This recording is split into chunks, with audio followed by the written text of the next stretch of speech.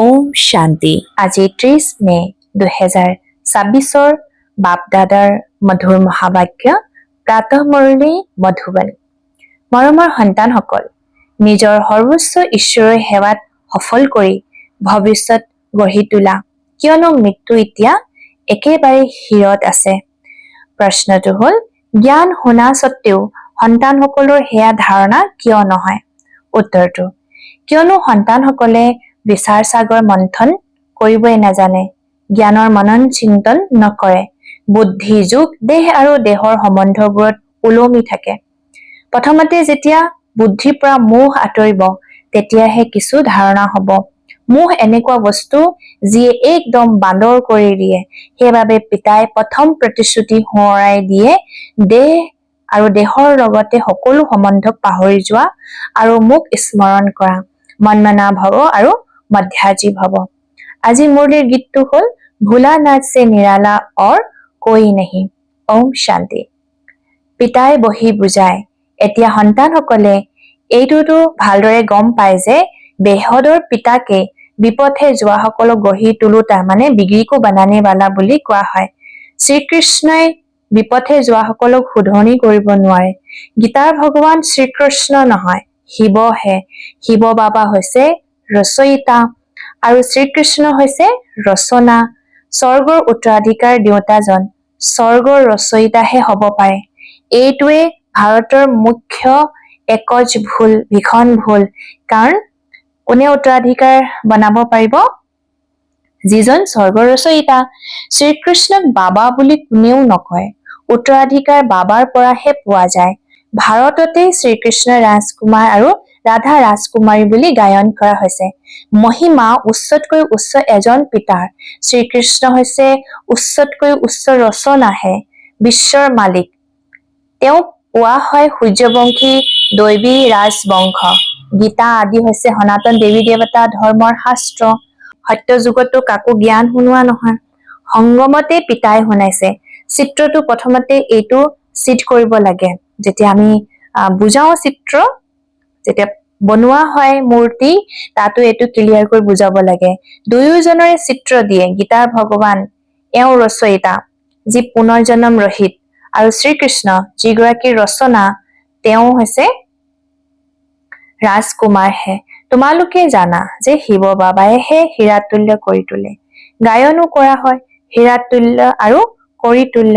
সন্তানসকলৰ বুদ্ধিত এইটো থাকিব লাগে যে পিতাৰ আদেশ হৈছে তোমালোকে মোক স্মৰণ কৰা আৰু উত্তৰাধিকাৰক স্মৰণ কৰা। উত্তৰাধিকাৰক স্মৰণ কৰা। তেওঁ হৈছে বেহদৰ পিতা। শ্ৰীকৃষ্ণটো হৈছে সদৰ মালিক। যদিও বিশ্বৰ মালিক হয়, শিৱ বাবাটো ৰজা নহয়।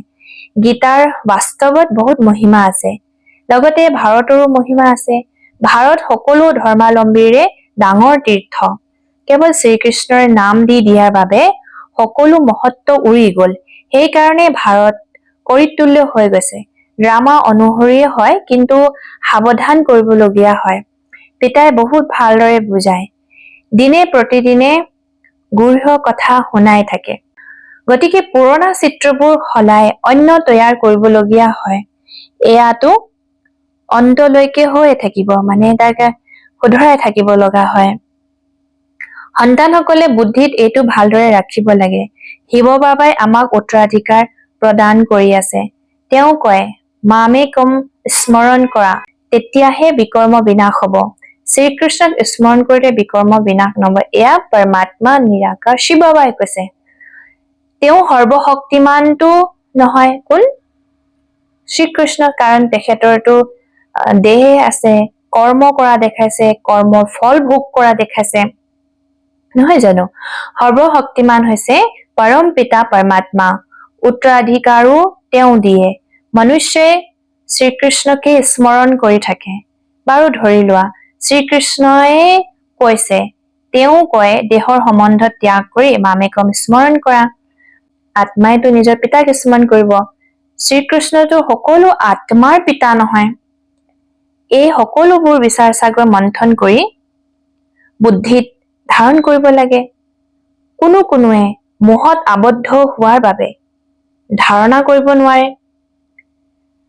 তোমালোকে গায়ন কৰি আহিছা, অন্যৰ সং ত্যাগ কৰি আপোনাৰ সৈতে গঢ়িম মোৰতো কেৱল এজনেই দ্বিতীয় নাই কোনো মানে এক संग जोड़ेंगे और बहुत संग तोड़ेंगे मेरा तो एक शिव बाबा दूसरा ना कोई কিন্তু মোহ আকৌ এনেকুৱা বস্তু যে একদম বান্দৰ তুল্য কৰি দিয়ে বান্দৰৰ মোহ আৰু লোভ বহুত থাকে চহকী লোক সকলকো বুজোৱা হয় যে এতিয়া মৃত্যুৰ সন্মুখত থিয় হৈ আছে এই সকলোবোৰ ঈশ্বৰে সেৱাত লগাওক ভৱিষ্যত গঢ়ি লওক কিন্তু বান্দৰৰ দৰে ওলমি থাকে এৰি নিদিয়ে পিতাই কয় যিয়ে দেহ আৰু দেহৰ সম্বন্ধৰ লগত বুদ্ধি একেবাৰে ওলমি থাকে তাৰ পৰা এতিয়া বুদ্ধি যুগ ছিঙি দিয়া পিতাৰ শ্ৰীমতত চলা তোমালোকে কোৱা এই ধন সতি সন্তান আদি সকলো ঈশ্বৰে দিছে এতিয়া তেওঁ নিজেই আহিছে তেওঁ কয় তোমালোকৰ এই ধন সম্পদ আদি সকলো নাশ হৈ যাব কাৰোবাৰ ধূলিত পুত যাব কাৰোবাৰ চুৰে লৈ যাব কাৰোবাৰ জুই লাগি যাব ভূমিকম্প আদি হ'ব কাৰোবাৰ ৰজাই খাব মানে চৰকাৰে লৈ ল'ব এই সকলোবোৰ নাশ হৈ যাব উৰা জাহাজ পতন হলে মানে যেতিয়া এক্সিডেন্ট হয় জুই আদি লাগিলে প্ৰথমতে যেতিয়ালৈকে পুলিচ নাহে ভিতৰত চুৰ সোমাই সেয়েহে পিতাই বুজাই সন্তানসকল দেহধাৰী সকলৰ পৰা মোহ আঁতৰাই দিব লাগে মোহজিত হ'ব লাগে দেহ অভিমান হৈছে সৰ্বপ্ৰথম শত্ৰু দেৱতাসকল দেহী অভিমানী হয় দেহ অভিমান আহিলেই বিকাৰত আবদ্ধ হয় তোমালোক আধা কল্প দেহী অভিমানী হৈ থাকা এতিয়া দেহী অভিমানী হোৱাৰ অভ্যাস কৰিব লাগে যিয়ে মনুষ্য মাত্ৰ আছে এই কথাবোৰ একেবাৰে নাজানে পৰমাত্মাকো নাজানে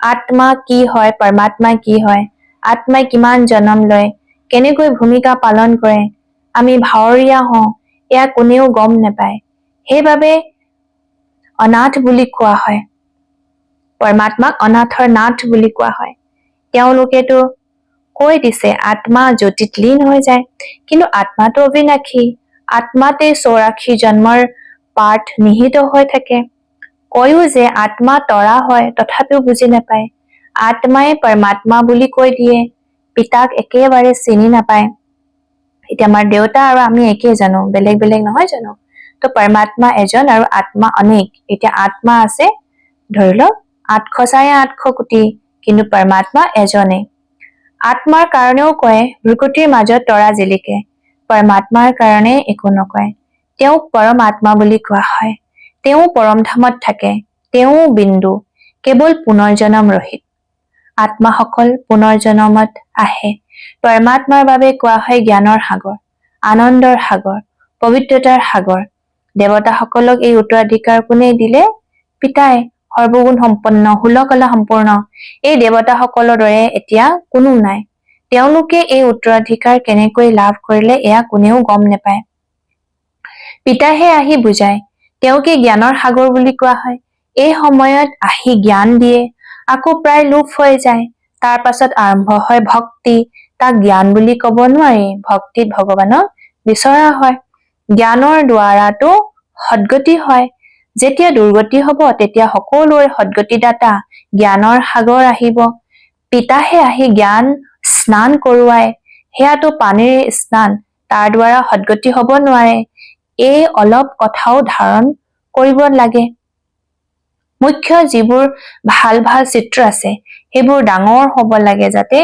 যিকোনো লোকে ভালদৰে বুজি পায় শব্দবোৰ বহুত ভাল হ'ব লাগে চিত্ৰ তৈয়াৰ কৰোতাসকলে এইটো বুদ্ধিত ৰাখিব লাগে যিকোনো লোককে নিমন্ত্ৰণ দি মাতিব লাগে যে আহি পৰম পিতা পৰমাত্মাৰ পৰিচয় জানি লওক আৰু ভৱিষ্যত 21 জন্মৰ বাবে পিতাৰ পৰা উত্তৰাধিকাৰ লওক ভাই ভনীসকল পাৰলৌকিক পিতাৰ পৰা বেহদৰ সুখৰ স্বৰাজ্য কেনেকৈ পোৱা যায় সেয়া আহি বুজক বেহদৰ পিতাৰ পৰা উত্তৰাধিকাৰ লবলৈ শিকক এই ক্ষেত্ৰত ভয় কৰিবলগীয়া কোনো কথা নাই আবাহন কৰি থাকে সেই পতিত পাৱন আহা পিতায়ো কয় কাম মহাশত্ৰু পাৱন সৃষ্টিলৈ যাবলৈ হলে পবিত্ৰ নিশ্চয় হ'ব লাগে পতিত তেওঁলোকক কোৱা হয় যিসকল বিকাৰৰ পৰা জন্ম লয় সত্যযুগ ত্ৰেতাত বিকাৰ নাথাকে কোৱাই হয় সম্পূৰ্ণ নিৰ্বিকাৰী সৃষ্টি বিকাৰ নায়েই তেন্তে তোমালোকে এনেকৈ কিয় সোধা সন্তান কেনেকৈ জন্ম হব?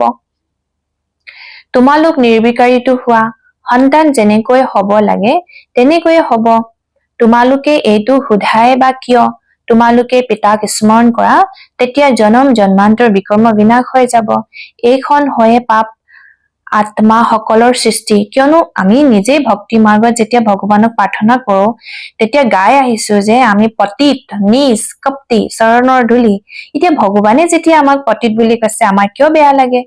সেইখন হৈছে পুণ্য আত্মাসকলৰ সৃষ্টি আৰু এইখন হৈছে পতিত আত্মাসকলৰ সৃষ্টি। এইটো ভালদৰে বুদ্ধি ধাৰণ কৰিব লাগে। ভক্তিৰ ফল ভগৱানে আহি দিয়ে। পিতাইহে সকলোৰে সদ্গতি কৰি স্বৰ্গৰ মালিক কৰি তোলে। পিতাই কয়, এতিয়া পবিত্ৰ হোৱা, মামেকম স্মৰণ কৰা। এইটো হৈছে মহামন্ত্ৰ, কিয়নো এতিয়া ঘৰলৈ যাব লাগে। পিতাৰ পৰা উত্তৰাধিকাৰ নিশ্চয় পাবা। পিতাই কয়, তোমালোকে মোক স্মৰণ কৰা, তেতিয়া তোমালোক শত্ৰুপ্ৰধান হৈ যাবা। চিৰি চিত্ৰৰ ওপৰত বুজাব লাগে। দিনে প্ৰতিদিনে প্ৰতিটো বস্তু শুধৰণি হৈ গৈ থাকে। ইয়াত স্পষ্টকৈ লিখিব লাগে, ব্ৰহ্মাৰ দ্বাৰা আদি সনাতন দেৱী দেৱতা ধৰ্মৰ প্ৰতিষ্ঠা। যেতিয়া আদি সনাতন দেৱী দেৱতা ধৰ্ম আছিল, তেতিয়া আন কোনো ধৰ্ম নাছিল। যি পবিত্ৰ হয় তেওঁৱে পবিত্ৰ সৃষ্টিলৈ আহিব। যিমান শক্তি তোমালোকে আহৰণ কৰিবা, সিমানে আগতে আহিবা। সকলোৱে একেলগেতো নাহে। এইটো জানা যে সত্যযুগ ত্ৰেতাত দেৱী দেৱতা বহুত কম সংখ্যক হয়, পিছলৈ বৃদ্ধি পায়। প্ৰজাটো অনেক থাকে। বুজোৱা সকলো বহুত ভাল হব লাগে। কোৱা হয়, আহি বেহদৰ পিতাৰ পৰা উত্তৰাধিকাৰ লওক, যাক হে ভগৱান, হে বাবা বুলি আবাহন কৰে। তেওঁ বাস্তৱত কোন হয়? তেখেতৰ নাম কি? ঈশ্বৰ বা প্ৰভু ভগৱান বুলি কলে এইটো বুজি নাপায় যে তেওঁৰ পিতা হয়। তেখেতৰতো নাম থাকিব আৰু তেখেতৰ নামেই হৈছে শিৱ। শিৱ বাবা বুলি কলে উত্তৰাধিকাৰ স্মৃতিত আহে। তেওঁক কোৱা হয় শিৱ পৰমাত্মাই নমঃ। পৰমাত্মাৰ নামটো কোৱা। নাম ৰূপৰ পৰা উপৰাম একো নাই। তেওঁৰতো শিৱ নাম আছে। কেৱল শিৱাই নমঃ বুলি কব নালাগে। তাৰমানে কয় না ওম নমঃ শিৱায় বুলি কয়। শ্ৰী পৰমাত্মাই নমঃ। প্ৰতিটো শব্দ বহুত ভালদৰে স্পষ্টকৈ বুজাব লাগে। শিৱায় নমঃ বুলি কলেও পিতাৰ আনন্দ পোৱা নাযায়। তাৰমানে বাবা হৈছে পিতা, বাবা, যিখিনি আনন্দ লাগে, কিন্তু ভগৱান বুলি কলে সেইখিনি মানে নিজৰ নিচিনা অনুভৱ নহয়। ব্ৰহ্মা বিষ্ণুৰ শংকৰকো দেৱতা বুলি কোৱা হয়। পিতা ৰচয়িতাটো এজনেই নিৰাকাৰ। যেনেকৈ লৌকিক পিতাই সন্তানক ৰচনা কৰে, উত্তৰাধিকাৰ দিয়ে, তেনেকৈ বেহদৰ পিতাইও উত্তৰাধিকাৰ দিয়ে। ভাৰতক বিশ্বৰ মালিক কৰি তোলে। গোটেই জগতৰ পতিত পাৱন এজনেই পিতা। এইটো জানো কোনোবাই জানে? আমাৰ ধৰ্মৰ প্ৰতিষ্ঠাপক সকলো এই সময়ত পতিত সমাধিস্থ। এতিয়া সকলোৰে হিচাপ কিতাপৰ বিনাশৰ সময়। পিতাহে আহি সকলোকে উদ্ধাৰ কৰিব। বিনাশৰ সময়তে খুদা ভগৱান আহে, তেওঁৱেই জ্ঞানৰ সাগৰ। লিখা আছে, সাগৰৰ সন্তানসকল ভস্মীভূত হৈ গৈছিল, অৰ্থাৎ কাম চিতাত বহি কোলা লোহা হৈ গৈছিল। পুনৰ সুন্দৰ কেনেকৈ হব? পিতাই কয়, স্মৃতিৰ যাত্ৰাৰ দ্বাৰাহে আত্মা পুনৰ সুন্দৰ অৰ্থাৎ পবিত্ৰ হব। যোগ শব্দটি কলে মানুহে বিবুধিত পৰি যায়। পিতাই কয়, মোক স্মৰণ কৰা, তেতিয়া অন্তিমৰ স্থিতি অনুসৰি গতি হব।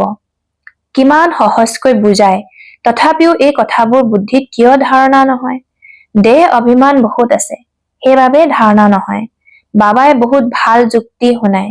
বেহদৰ পিতাই যাক স্মৰণ কৰে, তেওঁ আহি কি কৰিলে? ভাৰতক স্বৰ্গ কৰি তুলিছিল। সদৰ উত্তৰাধিকাৰটো জনম জন্মান্তৰ লৈ আহিছা। এতিয়া বেহদৰ পিতাৰ পৰা 21 জন্মৰ বাবে বেহদৰ উত্তৰাধিকাৰ লোৱা। সত্যযুগ ত্ৰেতাত দেৱতাসকলে ৰাজ্য কৰিছিল। সূৰ্যবংশী, তাৰ পাছত চন্দ্ৰবংশী, আকৌ তেওঁলোকেই বৈশ্যবংশী, তাৰ পাছত শূদ্ৰবংশী। তেওঁলোকেই বুলি কলে চিধ হয় যে তেওঁলোকেই পুনৰ্জন্ম লয় আৰু বৰ্ণত আহে।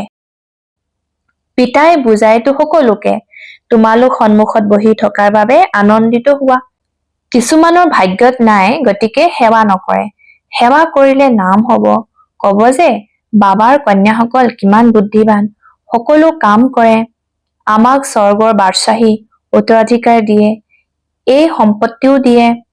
এই চিত্ৰবোৰ হৈছে অন্ধৰ সন্মুখত আইনা। ইয়াত যাদু আদিৰ কোনো কথা নাই, পবিত্ৰতাৰে হৈছে মুখ্য কথা। বুজি পায় এইটো অন্তিম জনম, স্বৰ্গলৈ যাবলৈ হলে পবিত্ৰ নিশ্চয় হব লাগিব।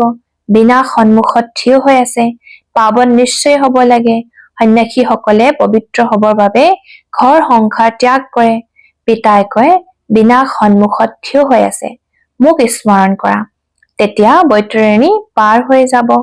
ভাল বাৰু, বৈতৰণী পাৰ হৈ যাব মানে এই দুখৰ সংসাৰখনৰ পৰা আমি পাৰ হৈ যাম। আচ্ছা, অতি মৰমৰ কল্পৰ পাছত পুনৰাই লগ পোৱা সন্তানসকলৰ সৈতে মাতা পিতা বাপ দাদাৰ স্নেহপূৰ্ণ স্মৰণ আৰু সুপ্ৰভাত। আত্মিক পিতাৰ আত্মিক সন্তানসকলক নমস্কাৰ। ধাৰণাৰ বাবে মুখ্য সাৰ। বিনাশৰ আগতে প্ৰথম নম্বৰটো, নিজৰ সকলো সফল কৰিব লাগে। এয়া হিচাপ নিষ্পত্তিৰ সময়, মানে হিচাপ কিতাপ ক্লিয়াৰ কৰাৰ সময়, গতিকে পাৱন নিশ্চয় হব লাগে। 2 নম্বৰটো, দেহধাৰীসকলৰ পৰা মোহ আঁতৰাই মোহজিত হব লাগে। দেহ অভিমান যি প্ৰথম নম্বৰৰ শত্ৰু হয়, তাৰ ওপৰত বিজয় প্ৰাপ্ত কৰিব লাগে। অন্য সকলোৰে সংগ ত্যাগ কৰি পিতাৰ সৈতে বুদ্ধিৰ যোগসূত্ৰ স্থাপন কৰিব লাগে। আজিৰ বৰদানটো হৈছে স্মৃতিৰ মন্ত্ৰৰ দ্বাৰা সংকল্প আৰু কৰ্মত অবিনাশী সিদ্ধি প্ৰাপ্ত কৰোতা সিদ্ধি স্বৰূপ ভৱ। স্মৃতিৰ মন্ত্ৰৰ দ্বাৰা সংকল্প আৰু কৰ্মত অবিনাশী সিদ্ধি প্ৰাপ্ত কৰোতা সিদ্ধি স্বৰূপ ভৱ। ইয়াৰ সাৰাংশ হৈছে তোমালোক সন্তানসকল সৰ্বশক্তিমান চৰকাৰৰ বাৰ্তাবাহক হোৱা। সেয়েহে কাৰোবাৰ সৈতে আলোচনা কৰোঁতে নিজৰ মগজ অশান্ত নকৰিবা। স্মৃতিৰ মন্ত্ৰ ব্যৱহাৰ কৰিবা। যিদৰে কোনোবা বাণীৰ দ্বাৰা বা অন্য কোনোবা পন্থাৰে বশীভূত নহলে তেতিয়া তন্ত্ৰ মন্ত্ৰ কৰে। তোমালোকৰ ওচৰত আত্মিক দৃষ্টিৰ নেত্ৰ আৰু মনমনা ভৱৰ মন্ত্ৰ আছে, যাৰ দ্বাৰা নিজৰ সংকল্প সিদ্ধ কৰি সিদ্ধি স্বৰূপ হব পাৰা। তাৰ মানে এতিয়া মহামন্ত্ৰটো কি হল? যোগ, বাবাৰ ইয়াদ। শ্লোগান হল কৰ্ম সচেতন হোৱাৰ পৰিৱৰ্তে আত্ম সচেতন হোৱা, মানে কনচিয়াছ। এতিয়া মানুহে কাম কাম কাম, তো বাবাই কৈছে যে কৰ্ম কনচিয়াছ হোৱাৰ পৰিৱৰ্তে তুমি সোল কনচিয়াছ হোৱা, মানে আত্ম কনচিয়াছ হোৱা। ওম শান্তি। আজিৰ অব্যক্ত ইংগিত সদায় অচল অটল আৰু এক ৰস স্থিতিৰ অনুভৱ কৰা। এক ৰসৰ অৰ্থ এইটো নহয় যে পুৰুষাৰ্থৰ গতি সদায় একে ধৰণৰ হব। এক ৰস অৰ্থাৎ সদায় উড়ন্ত কলাৰ অনুভূতি থাকিব লাগে। সকলো সম্বন্ধৰ অবিনাশী তাঁৰ হৈছে এজনৰ লগতে অবিনাশী সংযোগ, যাতে এজনৰ লগতে সংযোজিত হৈ থাকে। এক পিতা দ্বিতীয় কোনো নাই, এইটো দৃঢ় সংকল্প থাকক। এটাও সম্বন্ধ যাতে কম নহয় বাবাৰ লগত। সকলো সম্বন্ধৰ জৰি এজনৰ লগত বান্ধ খাই থাকিলেহে এক ৰস স্থিতি স্বতঃ থাকিব। ওম শান্তি, ওম শান্তি। তো বিশেষ বাবাই আজি মৰমৰ সন্তানসকলক নিজৰ সৰ্বোচ্চ ঈশ্বৰৰ সেৱাত সফল কৰিবৰ বাবে নিজৰ মত আগবঢ়ায়। কিয়নো বাবাই কৈছে যে মৃত্যু যিকোনো সময়তে আমাৰ জীৱনলৈ আহিব পাৰে আৰু বিনাশ একেবাৰে সমাগত, একেবাৰে ওচৰত থিয় হৈ আছে। সেইবাবে নিজৰ তন মন ধন সময় সংকল্প শ্বাস এই সকলোবোৰ মৃত্যুৰ আগে আগে আমি সফল কৰি ভৱিষ্যতলৈ যাতে ট্ৰান্সফাৰ কৰি ল'ব পাৰো। ওম শান্তি।